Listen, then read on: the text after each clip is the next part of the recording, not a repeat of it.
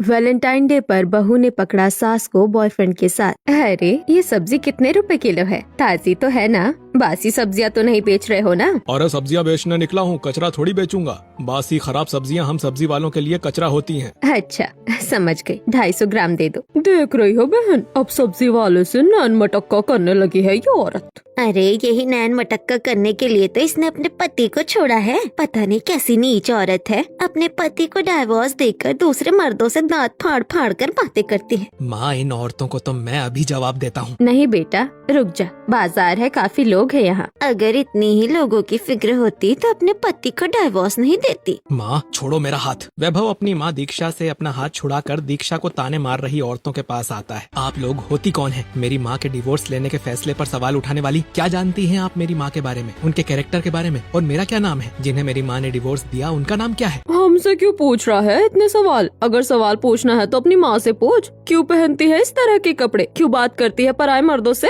दिखता नहीं है कैसे सब्जी वाले से हंसकर बातें कर रही थी। अब क्या मेरी माँ मुंह पर मिर्च लगाकर किसी से बात करे और बिना सब्जियों के दाम पूछे कोई सब्जियाँ कैसे खरीद सकता है? क्या गलत बोल रही है वो लोग? तेरी माँ के कपड़े तो देख, इस उम्र में ऐसे कपड़े क्यों पहनती है? किसके लिए पहनती है? खुद के लिए पहनती हैं, उनकी मर्जी है इसीलिए पहनती हैं। आप साड़ी पहनती हैं, बहुत अच्छी बात है, पर अगर आप कपड़ों पर कैरेक्टर जज करेंगी तो दुनिया की आधी से ज्यादा औरतें और लड़कियां कैरेक्टरलेस निकलेंगी। इसके मुंह क्यों लगती हो बहन? बिना बाप का पला बड़ा है, कितना ही अपनी माँ को समझ पाएगा। हाँ हाँ चलो बहन यहाँ से। बेटा तू चल यहाँ से, बाकी का सामान हम फिर कभी ले लेंगे। दीक्षा और वैभव अपनी खरीदी हुई सब्जियां लेकर घर चले आते हैं। फिर दीक्षा किचन में सब्जियां रख देती है, वहीं वैभव सोफे पर चिढ़कर मुंह फुलाकर बैठ जाता है। माँ तुम मुझे रोका मत करो, सिर्फ 2 मिनट लगेंगे तुम्हें ताना मारने वालों का मुंह बंद करने में। बेटा शांत हो जा, तू क्यों इतना गुस्सा कर रहा है? शांत हो जा। ये सब पापा की वजह से हो रहा है। डिवोर्स लेने से पहले वो तुम्हें परेशान करते थे और आज इतने सालों बाद भी उनकी वजह से ये लोगों के ताने हमें जीने नहीं देते हैं। बेटा हम चाहे जितने भी मॉडर्न हो जाए पर अपने पापा के लिए ऐसा मत बोला कर। माना कि मैंने उन्हें डाइवोर्स दे दिया है, पर है तो वो तेरे पिता ही ना। मेरे सामने तो उनके लिए ऐसा मत बोल। मुझे अच्छे से याद है, जब मैं छोटा था पापा रात के 2-3 बजे भी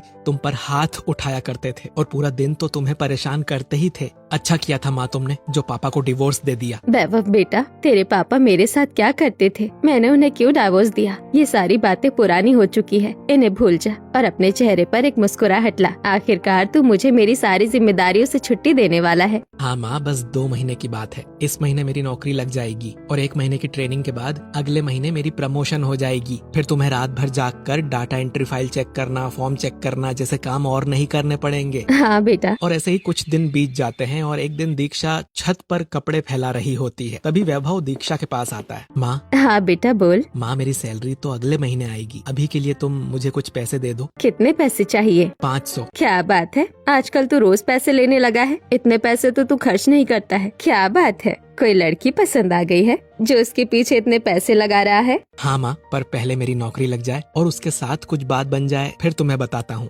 अच्छा ठीक है। जिसके बाद दीक्षा अपने नोटों से भरा पर्स निकालती है और उसमें से 500 का नोट वैभव को दे देती है। पैसे लेकर वैभव मुस्कुराते हुए चला जाता है। ऐसे ही कुछ दिन बीते हैं और एक दिन दीक्षा अपने किचन में YouTube वीडियो बना रही होती है। हेलो हाउसवाइफ्स, 20 मिनट में शाही पनीर बनाना सीखने के लिए मेरे चैनल को सब्सक्राइब करें। तभी वैभव किचन में अपना ज्वाइनिंग लेटर लिए हुए आता है। माँ मेरा ज्वाइनिंग लेटर आ गया, कल से मुझे जॉब ज्वाइन करना है। माँ। वाह बेटा, तेरी मेहनत रंग लाई। मेरी नहीं माँ, तुम्हारी मेहनत। दिन भर इतना काम करने के बाद भी तुम मुझे पढ़ाती थी और रात भर तरह तरह के काम करती थी मेरे लिए। मेरी नौकरी तुम्हारी मेहनत है। अच्छा, कल सुबह समय पर तैयार हो जाना। ठीक है माँ। अगले दिन सुबह वैभव फॉर्मल कपड़ों में ऑफिस जाने के लिए तैयार होता है और दीक्षा वैभव को अपने हाथों से दही गुड़ खिलाकर उसका मुंह मीठा करती है। बेटा ऑफिस का पहला दिन है, अच्छे से काम करना। हाँ माँ। और एचआर कुछ बोले तो मुंह मत फुला लेना, ठंडे दिमाग से काम लेना। हाँ माँ ठीक है, बाय। वैभव दीक्षा के पांव छूकर आशीर्वाद लेता है और अपनी बाइक पर ऑफिस के लिए घर से निकल जाता है। जिसके बाद कुछ दूर सिग्नल पर वैभव अपनी गर्लफ्रेंड से मिलता है। Hi my sweet heart.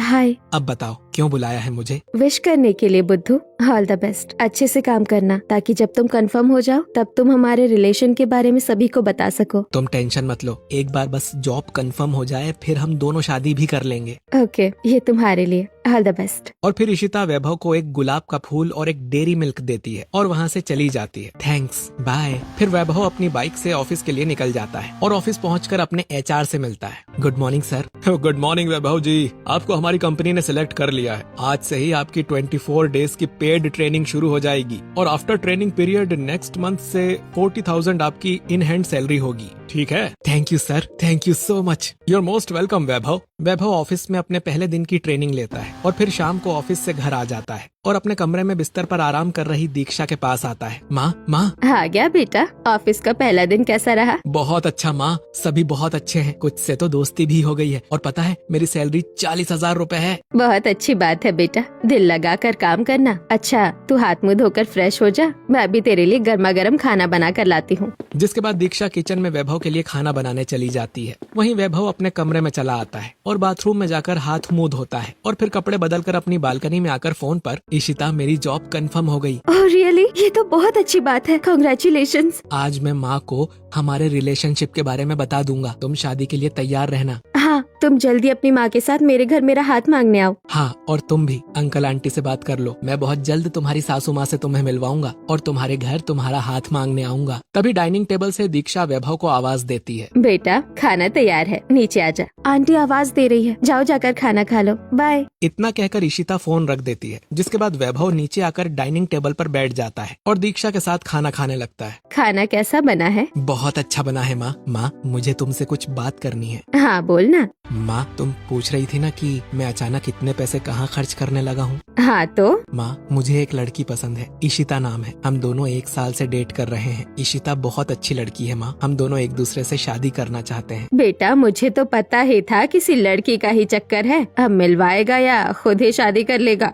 कल ही मिलवाता हूँ माँ। ठीक है, अभी खाना खा। जिसके बाद दीक्षा और वैभव खाना खाते हैं और फिर अपने कमरे में जाकर सो जाते हैं। और अगले दिन दीक्षा एक पार्क में खड़ी होती है और वैभव इशिता को लेकर वहाँ आता है। नमस्ते आंटी, खुश रहो बेटी, गॉड ब्लेस यू। कैसी हो, सब ठीक है ना? हाँ आंटी, कुछ अपने बारे में बताओ, क्या पढ़ाई की है, क्या काम करती हो? आंटी BA किया है, कोई जॉब तो नहीं करती हूँ पर छोटे बच्चों को ट्यूशन पढ़ाती हूँ। माँ, तुम्हें इशिता कैसी लगी? मुझे तेरी पसंद पर नाज है, इशिता ही मेरे घर की बहू बनेगी। Thank you aunty. हाँ आंटी नहीं बेटी, मम्मी कहो। इशिता, दीक्षा और वैभव मुस्कुराकर बातें करने लगते हैं। तभी पार्क में खड़ी कुछ पड़ोसन, जरा उधर देखो, वो डाइवोर्स औरत और उसका बेटा किसी लड़की से बात कर रहे हैं। लगता है अपने बेटे की शादी करवाएगी। बेचारी लड़की, उसकी तो जिंदगी बर्बाद हो जाएगी। जिस औरत ने अपने पति को डाइवोर्स दे दिया, वो औरत अपने बेटे का भी डाइवोर्स करवा सकती है। हाँ, डाइवोर्स लेने के बाद भी ऐसे चटक मटक कपड़े पहनती है और इसके बेटे को तो इसकी हरकतें ही नहीं दिखती है। आंटी, पार्क में वॉक करने के लिए पैरों को चलाना पड़ता है, जबान को नहीं। आप लोगों को मेरी परवाह करने की जरूरत नहीं है, उसके लिए मेरी फैमिली है। थैंक यू इशिता, मुझे इन्हें ऐसे ही जवाब देने वाली चाहिए थी। जब मैं आ जाऊंगी ना, फिर देखती हूँ मेरी मम्मी जी को कौन ताना मारता है। मम्मी जी आप चिंता मत कीजिए,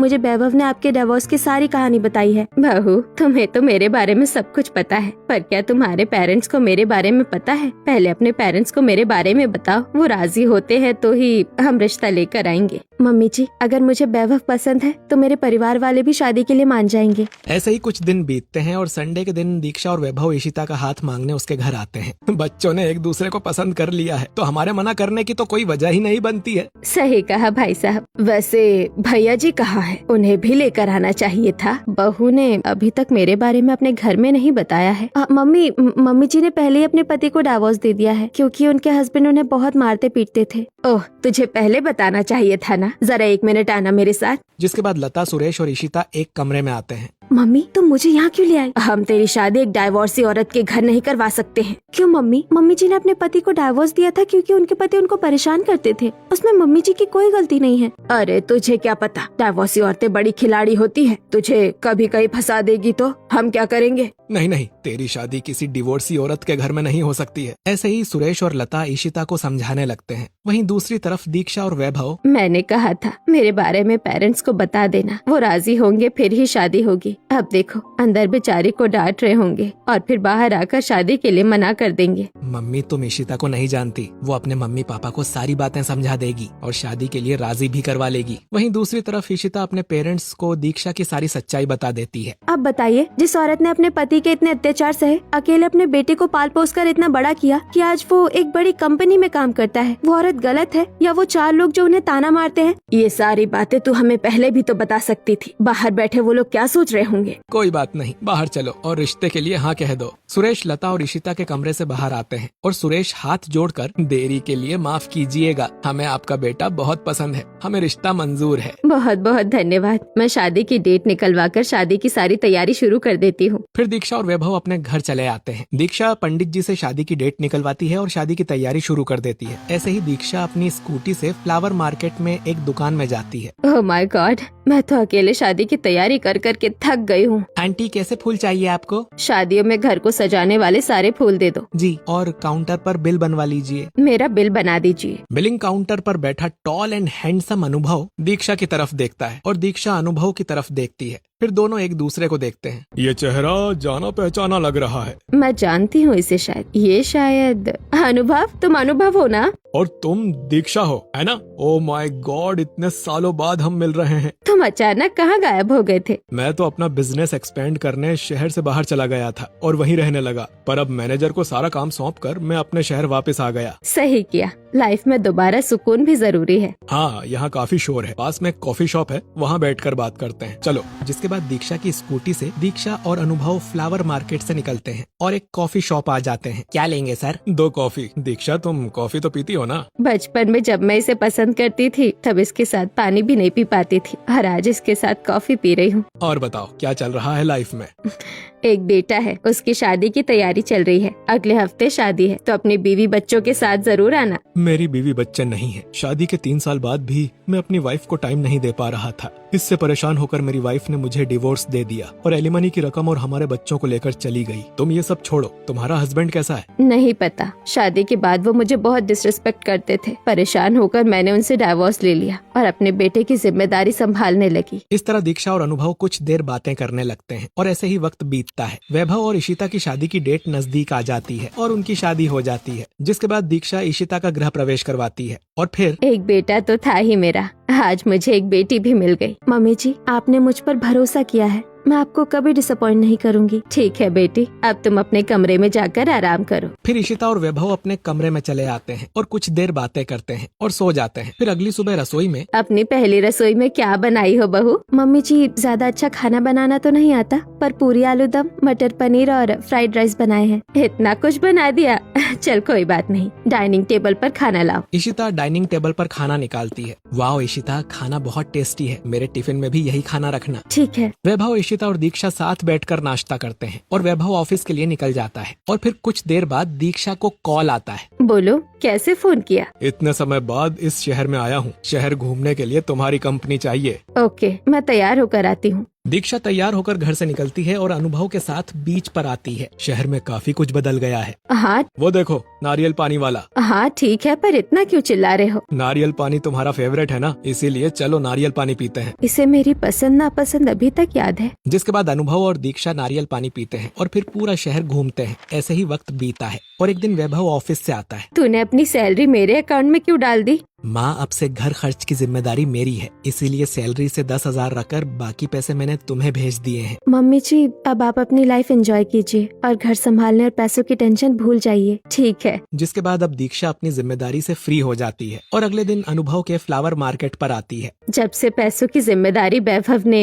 और घर संभालने की जिम्मेदारी इशिता ने उठाई है, मैं तो दिन भर घर में बैठे बैठे बोर हो जा रही हूँ। तुमने अपनी लाइफ में बहुत स्ट्रगल किया है, अब तुम ये आराम डिजर्व करती हो। चलो कहीं बाहर घूम कर आते हैं। तभी मार्केट में खड़े कुछ लोग कहते हैं, देखा, बेटी की शादी हुई नहीं कि एक नए हट्टे कट्टे मर्द के साथ घूमने लगी। नीच औरत है और क्या करेगी। लोगों के ऐसे ताने मारने पर अब अनुभव मेरे बारे में क्या सोचेगा? उसे तो यही लगेगा कि मैं गंदी औरत हूँ। ओए 5 फुट, चुपचाप निकल जा यहाँ से, नहीं तो तुझे मैं एक हाथ में नचाता फिरूंगा। चल दीक्षा, चलो मेरे साथ।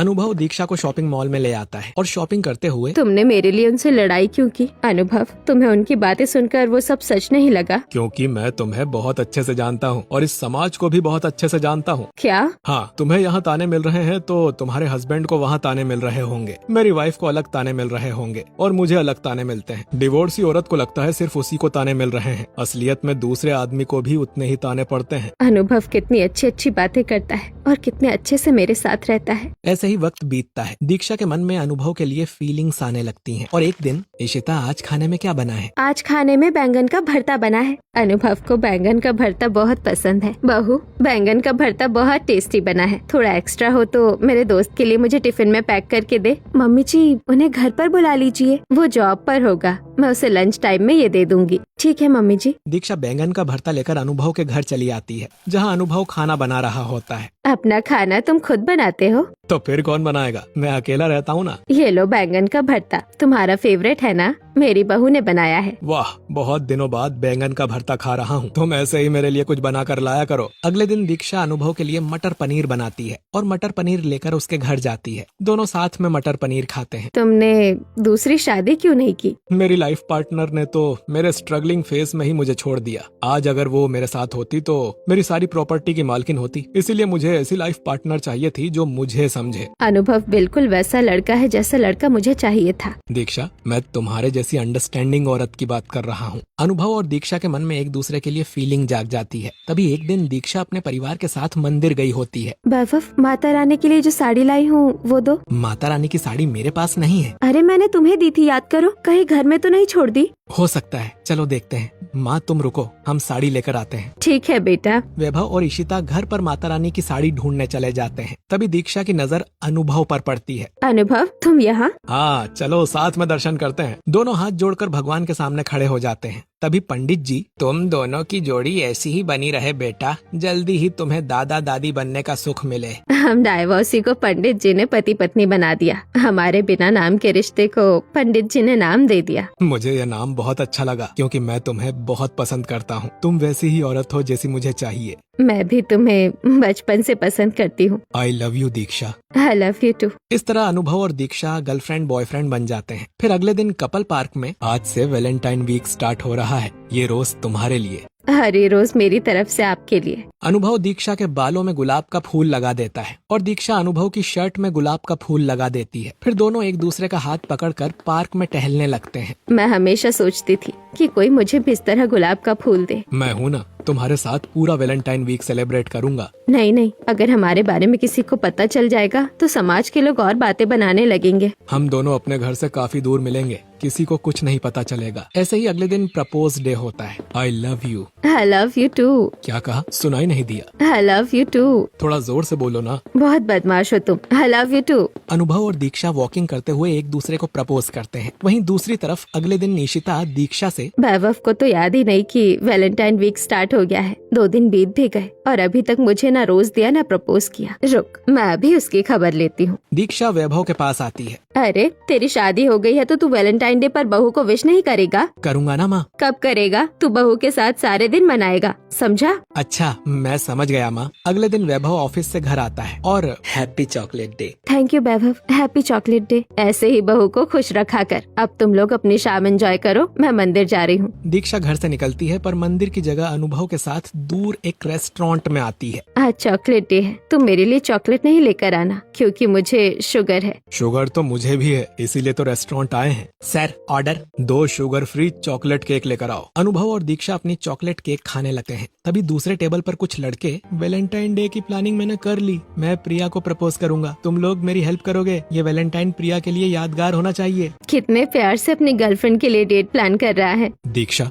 मैं भी ऐसे ही वैलेंटाइन डे तुम्हारे लिए प्लान करूंगा। ऐसे ही वैलेंटाइन डे आ जाता है। दीक्षा अपने कमरे में आईने के सामने अपने बाल बना रही होती है। आज वैलेंटाइन डे है, प्यार का दिन। मेरे पति तो मुझे खुश करने के लिए कुछ नहीं करते थे और न ही कभी मेरे साथ वैलेंटाइन डे मनाया। कितने खुश नसीब होते हैं वो लोग जो अपने पार्टनर के साथ वैलेंटाइन डे सेलिब्रेट कर पाते हैं। तभी कमरे की खिड़की से एक गुब्बारे में एक लेटर कमरे में आता है। दीक्षा गुब्बारे को पकड़ती है। ये जरूर अनुभव का काम होगा। इतनी रोमांटिक अंदाज में लेटर अनुभव ही भेज सकता है। जरा पढ़ती हूँ लेटर में क्या लिखा है। आज शाम 4 बजे बीच पर आ जाना, तुम्हारा अनुभव तुम्हारा इंतजार कर रहा होगा। दीक्षा लेटर अपने बैग में रखकर हॉल में चली आती है, जहाँ वैभव और इशिता तैयार होकर एक दूसरे के हाथ में हाथ डाले खड़े थे। क्या बात है मम्मी जी, आज तो आपकी खुशी का कोई ठिकाना ही नहीं है। क्या बात है? हाँ माँ, आज तुम बहुत खुश लग रही हो। पहले कभी इतना खुश नहीं देखा मैंने तुम्हें। नहीं नहीं, ऐसी कोई बात नहीं है। तुम दोनों को देखकर मैं बहुत खुश हूँ। जिस तरह तुम दोनों एक दूसरे के हाथ में हाथ डालकर खड़े हो,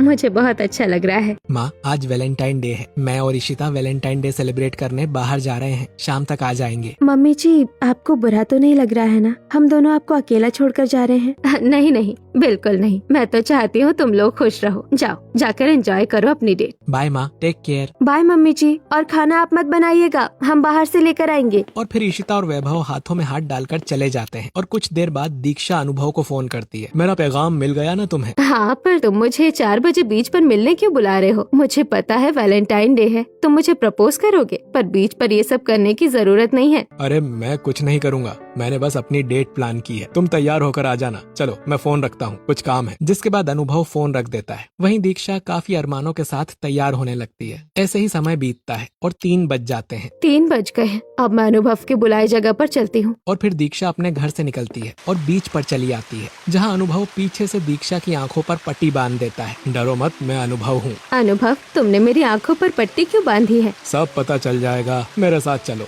अनुभव, ये गिटार की आवाज है ना? कोई लड़का किसी लड़की को गिटार बजाकर प्रपोज कर रहा है क्या? तुम्हारी आंखों की पट्टी अब खुलने वाली है, तुम्हें सब पता चल जाएगा। अनुभव दीक्षा को गुलाबों के फूल से दिल बने हुए घेरे में लाकर खड़ा करता है और खुद गिटार बजाते हुए घुटनों पर बैठ जाता है। दीक्षा, अब अपनी आंखों से पट्टी हटाओ। जिसके बाद दीक्षा अपनी आंखों से पट्टी हटाती है और देखती है कि पीछे खड़े 2 लड़के और अनुभव उसके सामने गिटार बजा रहे हैं और बीच पर सभी नए पुराने कपल उन्हें देख रहे होते हैं। अनुभव, ये सब क्या है? मैंने मना किया था ना तुम्हें ऐसा कुछ करने के लिए। सब देख रहे हैं, तुम्हें गिटार बजाना बंद करो। Diksha, will you be my valentine? पहले खड़े हो जाओ और यहाँ से चलो। Diksha, will you be my valentine? Anubhav, क्या कर रहे हो? छोटे बच्चे बूढ़े सब देख रहे हैं। दीक्षा, जवाब दो, will you be my Valentine? Yes बोल दीजिए। हाँ आंटी, यस बोल दीजिए। हाँ आंटी, आंटी ज्यादा मत सोचिए। बीच पर खड़े कपल, कम उम्र के कपल, बुजुर्ग कपल और बीच पर आए सारे कपल दीक्षा को चीयर अप करने लगते हैं। Diksha, will you be my valentine? हाँ, yes yes, I will be your valentine, you are my valentine. जिसके बाद अनुभव खड़ा होता है। तभी एक लड़का दीक्षा के हाथों में एक अंगूठी देकर चला जाता है। रिंग? ये रिंग का क्या करना है? ये रिंग तुम मुझे पहनाओ और वैलेंटाइन डे की ये मेरी तरफ से पहली गिफ्ट तुम्हारे लिए, एक रिंग। फिर अनुभव अपनी रिंग दीक्षा को पहनाता है और दीक्षा अनुभव को अपनी रिंग पहनाती है। दोनों एक दूसरे के गले मिलते हैं और आसपास के लोग जोर से तालियां बजाने लगते हैं। तभी कुछ दूरी पर खड़े इशिता और वैभव, देखो ना, वहाँ पर काफी भीड़ लगी है। हाँ, और शायद लोग तालियां बजा रहे हैं और गिटार बजाने की आवाज भी आ रही है। शायद कोई सिंगर आया हो। नहीं, शायद कोई लड़का किसी लड़की को प्रपोज कर रहा होगा, जैसे तुमने मुझे किया। मेरे से अच्छा तो प्रपोज नहीं कर रहा होगा। चलो देखते हैं। जिसके बाद इशिता और वैभव भीड़ के पास आ जाते हैं और वहाँ दीक्षा और अनुभव को गले मिले हुए देख लेते हैं। ये मम्मी जी है ना? उनके साथ में वो लड़का कौन है? मम्मी ने उसे गले क्यों लगाया है और यहाँ लोग तालियां क्यों बजा रहे हैं? आप भी ताली बजाओ। उन अंकल ने आंटी को बहुत रोमांटिक अंदाज में प्रपोज किया है। और पता है, आंटी ने हाँ भी कह दिया। So lovely, so cute. जिसके बाद ये सब देखकर वैभव और इशिता वहाँ से चले जाते हैं। वहीं अनुभव और दीक्षा हाथों में हाथ डालकर बीच पर टहलने लगते हैं। तुम्हें पसंद आया मेरा सरप्राइज? हाँ, पर मैंने तुम्हें मना किया था ना। अगर मैं तुम्हारी बात मानता तो तुम्हारे चेहरे पर ये खुशी कैसे देख पाता? मैंने हमेशा लोगों के ताने ही सुने हैं। आज तुम्हारी वजह से पहली बार इतने सारे बच्चे बूढ़े सभी ने मुझे चीयर अप किया। थैंक यू सो मच अनुभव। इतनी जल्दी थैंक यू? मैडम, अभी वैलेंटाइन खत्म नहीं हुआ है, अभी तो बस सनसेट ही हो रहा है। इसी तरह अनुभव और दीक्षा बीच पर टहलते हुए सनसेट देखते हैं और फिर आइसक्रीम खाते हैं। जिसके बाद अनुभव दीक्षा को एक ओपन एयर कॉन्सर्ट में लेकर आता है और दीक्षा के लिए गाना गाता है। आपकी नजरों ने समझा प्यार के काबिल मुझे, प्यार के काबिल मुझे, दिल की ये धड़कन ठहर जा, मिल गई मंजिल मुझे, आपकी नजरों ने समझा। राजा सिंह और अली खान की लिखी रेट्रो सॉन्ग और ओल्ड एज पार्टनर, वो भी वैलेंटाइन इवनिंग में। वाह अंकल, आप भी कुछ कहिए आंटी। तुम्हारी आवाज बहुत अच्छी है। हाय हाय। तो अंकल, अब रात का क्या प्लान है?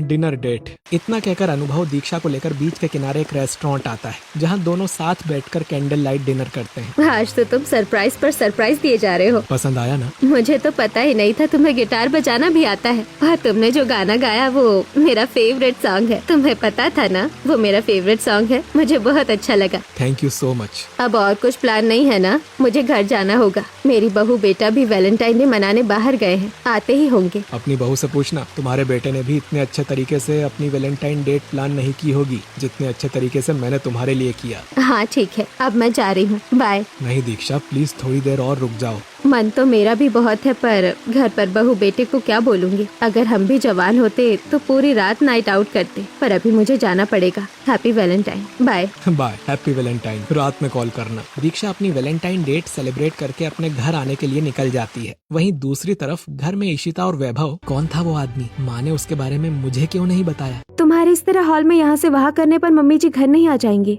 तुमने सब कुछ देख ही लिया है ना। मम्मी जी जब आएंगी हम उनसे पूछ लेंगे। रात के 9 बज रहे हैं, माँ अभी तक नहीं आई हैं। इतनी देर तक तो माँ कभी बाहर नहीं रहती हैं। तभी दीक्षा घर आती है और वैभव इशिता को देखकर, तुम लोग आ गए? इतने जल्दी क्यों आ गए? तुमने तो कहा था डिनर करके आओगे, डिनर किया ही नहीं। नहीं किया तो बोलो, अभी खाना बना देती हूँ। माँ आज तुम्हारा भी कुछ प्लान था क्या? नहीं, वैलेंटाइन डे के दिन मेरा क्या प्लान होगा। तो फिर आप कहाँ गई थी मम्मी जी?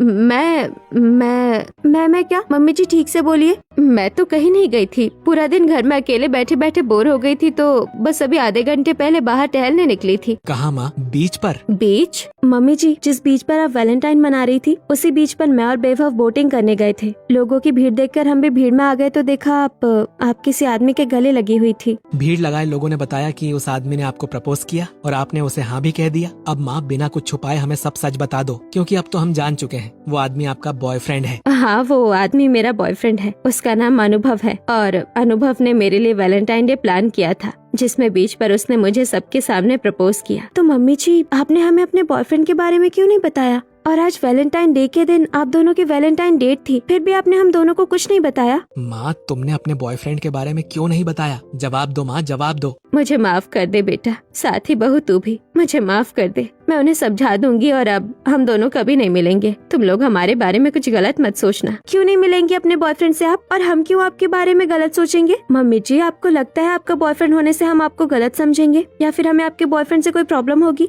हाँ, मैंने अपने पति को डाइवोर्स दिया, अपनी मेहनत से अपने बेटे को पाला पोसा। ये तो समाज के लोगों को हजम ही नहीं होता है और मेरे कपड़े पर बातें बनाते हैं। अगर ऐसे में उन्हें मेरे बॉयफ्रेंड के बारे में पता चलता तो सब मुझे गलत ही समझेंगे। जो गलत समझेगा उसे गलत समझने दीजिए। उन्हें जवाब देने के लिए आपकी बहू है। माँ तुमने किस परिस्थिति में मुझे पाला है कि ऐसे रीजन की वजह से तुम्हें पापा को डिवोर्स देना पड़ा है? ये सारी बातें मैं जानता हूँ माँ। हम समाज में बातें बनाने वाले 4 लोगों में से नहीं हैं। हमें आपके बॉयफ्रेंड होने से कोई प्रॉब्लम नहीं है। मम्मी जी हमें पता है आपने कितने अकेलेपन में अपनी लाइफ काटी है। मम्मी जी आप हमें अपने बॉयफ्रेंड से मिलाइए, हम दोनों आपके बॉयफ्रेंड से मिलना चाहते हैं। बहू, तुम लोगों को मेरे बॉयफ्रेंड होने से कोई प्रॉब्लम नहीं है। तुम लोग मेरे बॉयफ्रेंड से मिलना चाहते हो? हाँ माँ, हम आपके बॉयफ्रेंड को एक्सेप्ट करेंगे। आप कल ही अपने बॉयफ्रेंड को हमारे घर बुलाइए, हम दोनों उनसे मिलना चाहते हैं। थैंक यू बहू, थैंक यू बेटा। मेरे छुपाने और खुद ही मेरे बॉयफ्रेंड के बारे में पता चलने पर भी तुम दोनों ने मुझे गलत नहीं समझा और हमारे रिलेशन को एक्सेप्ट कर रहे हो। जिसके बाद इशिता और वैभव दीक्षा के बॉयफ्रेंड अनुभव को एक्सेप्ट कर लेते हैं और फिर अगले दिन दीक्षा अनुभव को फोन करती है। दीक्षा तुम सच कह रही हो? तुम्हारे बहू बेटों को तुम्हारे बॉयफ्रेंड से कोई प्रॉब्लम नहीं है? नहीं, उन्हें कोई प्रॉब्लम नहीं है, बल्कि उन्होंने तो तुम्हें घर बुलाया है। वो लोग तुमसे मिलना चाहते हैं। वैभव और इशिता मुझसे मिलना चाहते हैं? हाँ, आज दोपहर खाने पर तुम्हें घर आना है। ठीक है, मैं आ जाऊंगा। और फिर दोपहर होती है। अनुभव फूलों का गुलदस्ता लेकर दीक्षा के घर आता है। फिर सभी सोफे पर बैठते हैं। ये अनुभव मेरा बॉयफ्रेंड और मैं इनका बेटा वैभव। और मैं इनकी बहू इशिता। हाँ पता है, मुझे दीक्षा ने बताया है आप लोगों के बारे में। आप लोगों?